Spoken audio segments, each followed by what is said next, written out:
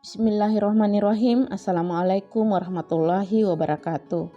Perkenalkan, saya Herlina, calon guru penggerak angkatan keempat dari SMA Negeri 1 Polewali, Kabupaten Polewali Mandar, Provinsi Sulawesi Barat.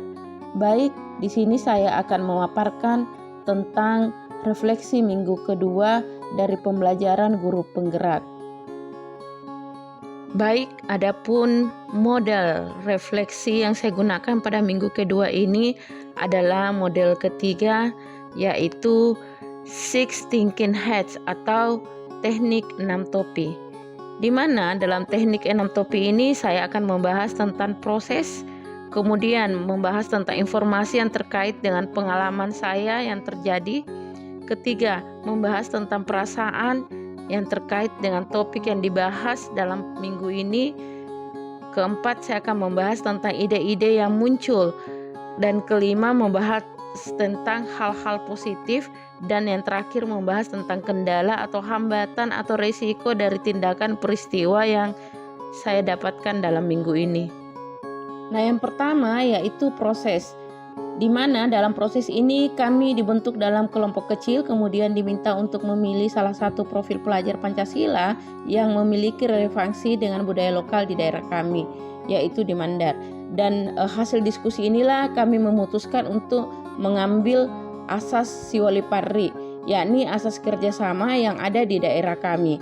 Kemudian di tanggal 27 dan 28 kami mendapatkan pengalaman baru dalam membuat karya terkait dengan demonstrasi konseptual pemikiran Ki Hajar Dewantara, di mana di dalam hal ini prosesnya saya mencoba membuat demonstrasi dalam bentuk video yang kemudian saya masukkan dalam LMS.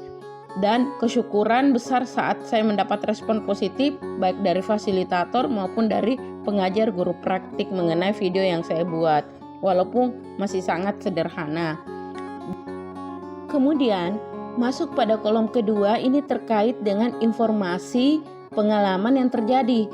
Nah, di minggu kedua ini adapun pengalaman yang saya dapatkan adalah saya sudah mulai terbiasa belajar dan mengisi LMS serta berkolaborasi dengan calon guru penggerak dan berdiskusi dengan pengajar guru praktik serta meminta bimbingan dan arahan dari fasilitator, sehingga saya merasakan pengalaman kerjasama yang betul-betul terjalin dan mulai merasa semakin menguatkan komitmen saya karena adanya kolaborasi yang apik dalam kegiatan guru penggerak ini. Nah, lanjut pada kolom ketiga yaitu feeling, yakni perasaan terkait dengan topik yang dibahas atau saat mempelajari materi baru. Nah, saat mempelajari materi baru, saya semakin kagum, semakin menghayati begitu mulianya pemikiran Ki Hajar Dewantara dalam melakoni perannya sebagai pendidik. Materi-materi baru terkait pemikiran Ki Hajar Dewantara semakin menjadi energi positif untuk saya dalam menyusun rencana pengajaran saya. Apalagi motivasi dan dorongan dari para PGP dan fasilitator yang semakin menguatkan kami setelah mendapatkan materi baru dari para instruktur. Nah, pada poin keempat ini terkait dengan hal-hal positif pada topik tersebut. Nah, setelah mempelajari filosofis pemikiran Ki Hajar Dewantara, saya lebih memahami betapa besarnya peran seorang guru dalam membentuk karakter peserta didik, yang dimana dalam pemaparan pemateri bahwa seorang guru harus menempatkan diri pada 3 gagasan utama, yakni pamong, among, dan menjadikan sekolah berdasarkan asas taman siswa, yakni menjadikan kelas maupun sekolah menyenangkan bagi peserta didik, sehingga peserta didik mencapai puncak kemerdekaan dalam belajar dan mencapai puncak kebahagiaan dalam proses belajar, sehingga minat dan bakat peserta didik dapat terbentuk sesuai dengan kodrat alam dan kodrat zamannya. Baik, lanjut pada kolom kelima yaitu creativity. Nah, di sini menggambarkan tentang ide-ide yang muncul setelah saya mengalami pembelajaran tentang filosofis Ki Hajar Dewantara. Nah, di sini saya mendapatkan inspirasi dari rekan peserta calon guru penggerak, pengajar guru praktik, dan fasilitator. Saya akan mengaplikasikan pemikiran Ki Hajar Dewantara di kelas, dalam mata pelajaran, maupun di sekolah. Dan tentu dalam hal ini saya akan meminta dukungan baik dari kepala sekolah, dukungan dari para rekan guru, maupun dari para orang tua siswa. Namun, sebagai langkah awal tentu saya akan mulai dari perubahan pada diri saya sendiri.